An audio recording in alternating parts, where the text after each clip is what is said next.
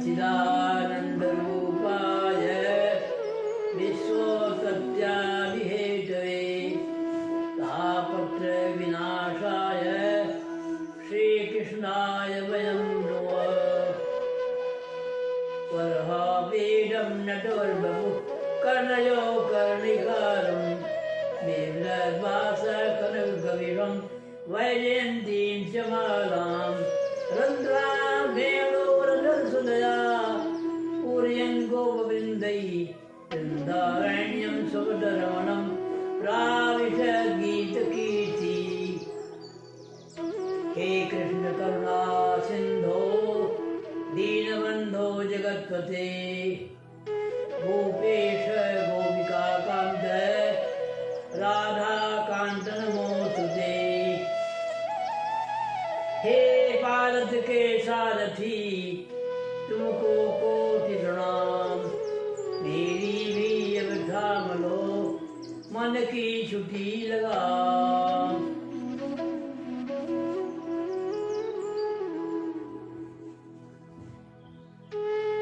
परमहंस सुखदेव जी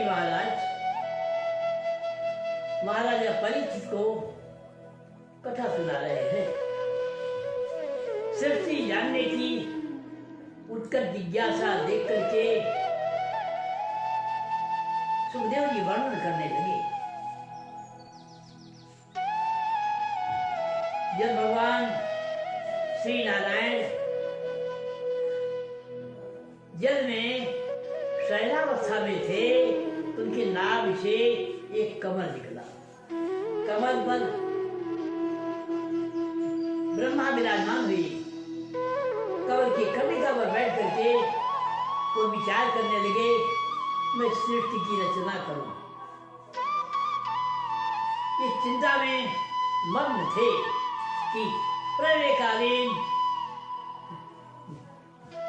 समुद्र के थपेड़ों की तरफ से समुद्र में बहुत जोर से आवाज हुई और आवाज तर पर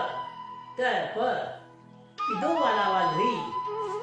उन्हें ऐसा लगा तप करने के लिए कहा जा रहा है। तपस्वियों का धन तप है। एक दिव्य वर्ष तक उन्होंने तप किया। तब से प्रसन्न होकर के श्री नारायण आकर के खड़े हो गए और उन्होंने अपने भव्य स्थान का लोक का दर्शन कराया। पीतांबर से सुशोभित मणि से मंडित नारायण के श्री विग्रह को देख करके, नयनाभिराम विग्रह को देख करके ब्रह्मा आज विभोर हो गए। भगवान बोले, ब्रह्मा तुम्हारी जो आशा से मैं प्रसन्न हूं, जो इच्छा हो वरदान मांगो, मैं सब देने के लिए तैयार हूं। ब्रह्मा ने कहा, नारायण महाराज हमें कृपा करके सृष्टि रचना करने का आदेश दीजिए। यह सेवा रूप कार्य मैं कर सकूं। गुण और कर्म के अनुसार सारे जीवों का विभाजन कर सकूं। जन्म कर्म से मुक्त होकर के जो मैं विराजमान हूं, मुझे जरा सा अभिमान न हो। तब भगवान श्री नारायण ने चतुश्लोकी श्रीमद् भागवत का उपदेश दिया, श्रीमद् भागवत का ज्ञान दिया और कहा, ब्रह्मा अब तो समाज से तुम इस सिद्धांत पर निष्ठा रखो, सृष्टि रचना करो, तुम्हें जरा सा मोह नहीं होगा। यह कह करके भगवान अपने को छिपा लिए। तब ब्रह्मा ने अपने पुत्रों में सबसे प्रिय पुत्र नारद जी को श्रीमद् भागवत का उपदेश दिया, ज्ञान दिया। नारद जी पारंगत हो गए और वही ज्ञान सुखदेव जी महाराज कह रहे हैं कि मेरे पिताजी सरस्वती नदी किनारे बैठे थे, विचार मग्न थे, उनको जाकर सुनाया, ज्ञान दिया और पिताजी ने मुझे पढ़ाया। सारा ज्ञान मुझे पिताजी ने श्रीमद् भागवत का दिया।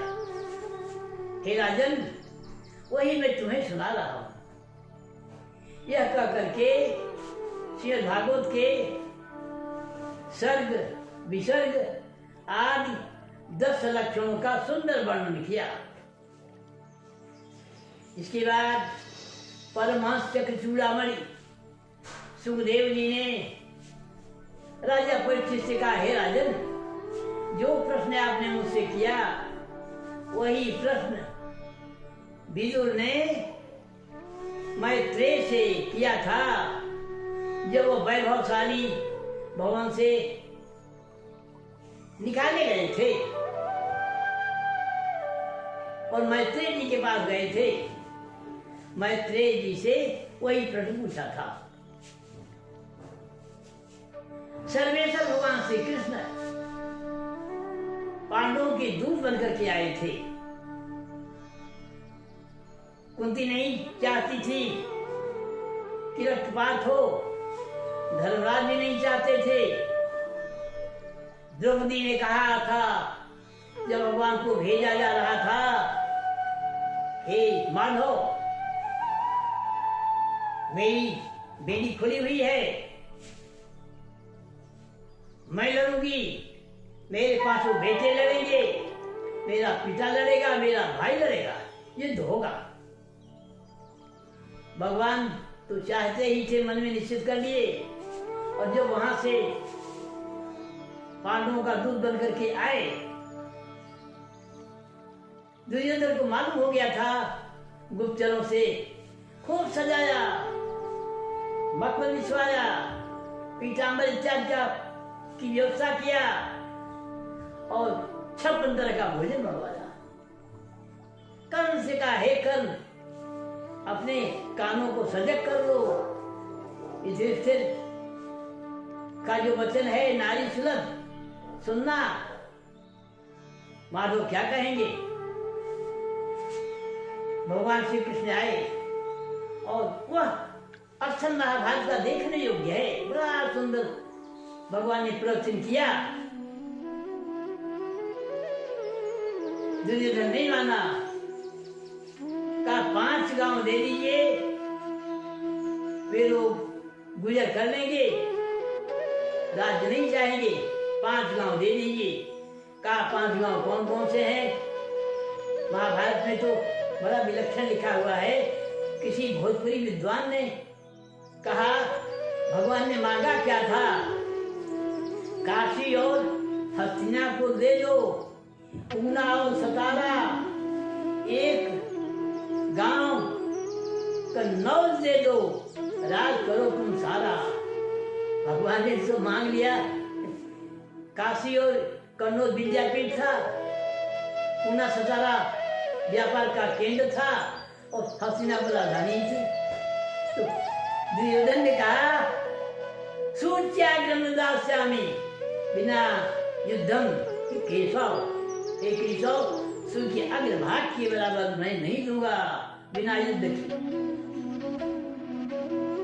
भगवान श्री कृष्ण से 56 तरह का भोजन बनाया था। आतिथ्य सत्कार स्वीकार करने के लिए कहा। भगवान ने कहा नारायण ने कि 2 स्थितियों में खाया जाता है, या तो मेरे प्रेमी हो, मित्र हो, सुहृद हो तब खा सकता हूँ, या फिर मर रहा हूं खाने के लिए। दोनों स्थितियां नहीं हैं, अस्वीकार कर दिया और बिना बुलाए विदुर के घर गए। विदुर भगवान के परम भक्त थे, 12 वर्ष तक मौन होकर के तो किया था। विदुरानी बड़ी खुश हो गई, लेकिन खाने को पूछा नहीं। कहा महाराज समझ कुछ नहीं है, का बड़ी भूख लगी है, दो कुछ खाने के लिए। कहा जो बनाया है वही ले आओ। पतेली में साग के जो टुकड़े पड़े हुए थे, नारायण ने मुंह में डाला, पानी पी लिया, कहा मैं तृप्त हो गया। सर्वेश्वर को क्या आवश्यकता थी, तो स्वयं तृप्त है। उसके बाद विदुर आए, केला दिया, और केला विदुरानी जब देने लगी तो गूदा तो नीचे डाल रही थी, छिलका दे रही थी, भगवान खा रहे थे। विदुर ने कहा क्या दे रही हो, गूदा खिलाओ, छिलका खिला रही है। तो नारायण ने कहा कि यह उतना मीठा नहीं है जितना मीठा पहले था। यह सर्वेश्वर भगवान कृष्ण से अखंड ब्रह्मांड के स्वामी थे। इस तरह से वह विदुर के यहाँ स्वागत उनका हुआ। यह कह ही रहे थे तो राजा परीक्षित ने कहा मैं विदुर के विषय में और जानना चाहता हूँ। फिर कहना प्रारंभ कर दिया सुखदेव जी महाराज ने। सुखदेव ने कहा राजा पांडु जो मर गए, धृतराष्ट्र गद्दी पर आसीन हुए, तो पांडु के अनाथ पुत्रों को लाक्षागृह में भेज करके आग लगवा दिया। वो तो भगवान की कृपा से बच गए। और जब युवा में धर्मराज हार गए, हारने के बाद दुशासन रजस्वला थी उस समय, द्रौपदी के केस को खींच करके ले आया राजसभा में, बस उतार रहा था, धृतराष्ट्र ने नहीं रोका। और विदुर ने धृतराष्ट्र से कहा राजन उनका अंश दे दीजिए, और वह वनवास पूरा करके आए थे, 12 वर्ष का वनवास, 1 वर्ष का अज्ञातवास का उनको दीजिए। अपमानित करके दासी पुत्र कह करके दुर्योधन ने महल से निकाल दिया। राजचिन्ह राजद्वार पर विदुर ने रख दिया और तीर्थ यात्रा करने के लिए निकल पड़े। सारे भारत में घूमते रहे, सारे तीर्थों का दर्शन किए। जब लौट करके प्रभास क्षेत्र में आए तो मालूम हुआ कि कौरव समाप्त हो गए हैं और धर्मराज गद्दी पर आसीन है, शासन कर रहे हैं। तो वहां से वृंदावन आए। वृंदावन विदुर से भेंट हुई, दोनों भक्त गले मिले, आंखों से अश्रुधारा बहने लगी। तब विदुर ने कहा कि सर्वेश्वर कहाँ इस समय है। तब उद्धव गंभीर हो गए, आंखों से अविरत आंसू बहने लगा और कहा परम धाम को चले गए। जब परम धाम को जा रहे थे, मैंने कहा लोक कल्याण कैसे होगा, तो कहा मैं श्रीमद् भागवत में प्रवेश कर लूंगा। श्रीमद् भागवत में प्रवेश कर गए और कहा उससे कि उद्धव से कह देना हरिद्वार में मैत्रेय की बात जाएंगे, तत्व ज्ञान उनसे प्राप्त करेंगे। हे विदुर, समय मैत्रेय भी विराजमान थे जब भगवान परम धाम को जा रहे थे। मैत्रेय से भी कहा कि विदुर को तत्व ज्ञान दे दीजिएगा। आज विभोर हो गए विदुर। इसके बाद गंभीर हो गए। उद्धव उनकी बाल लीलाओं का बड़ा सुंदर वर्णन किया। कहा कि ग्वाले नहीं जान पाए, अखंड ब्रह्मांड के स्वामी थे, लीलाधारी, और पृथ्वी का भार उतार करके परम धाम चले गए। कहा कैसे थे, कितने दयालु थे। कहा कि पूतना अस्त्रों में जहर लगाकर ले आई थी, जहर लगाकर मारने आई थी, लेकिन उसको वही गति दिया जो माँ यशोदा को दिया। बड़ा सुंदर स्थल है। अहो वकी यम स्तन कालकूटम जिघांसया पायतयप्यसाधि लेवे गतिम धातृतं ततोऽन्यं कं वा दयालुं शरणं व्रजेम। हे असाधी, जहर लगाकर स्तन में पिलाने आई थी मारने के लिए, लेकिन तुमको परम दयाल सर्वेश्वर ने अपना धाम दिया। जो यशोदा को दिया वही तुम्हें दिया। कितने दयालु थे। इस तरह से भगवान के लीलाओं का वर्णन किया, विवाहों का वर्णन किया, सारा वर्णन करते रहे, आंख से अश्रुधारा गिरती। इसके बाद वह कहा कि भगवान सर्वेश्वर ने कहा था कि तुम चले जाना बद्री वन में तप करने के लिए, और उद्धव को हरिद्वार मैत्री की बात भेज देना, वो जाकर तत्व ज्ञान से प्राप्त करेंगे। ये कह करके उद्धव तप करने बद्रीवन चले गए और विदुर को हरिद्वार मैत्री की बात भेज दिया। हरि ओम।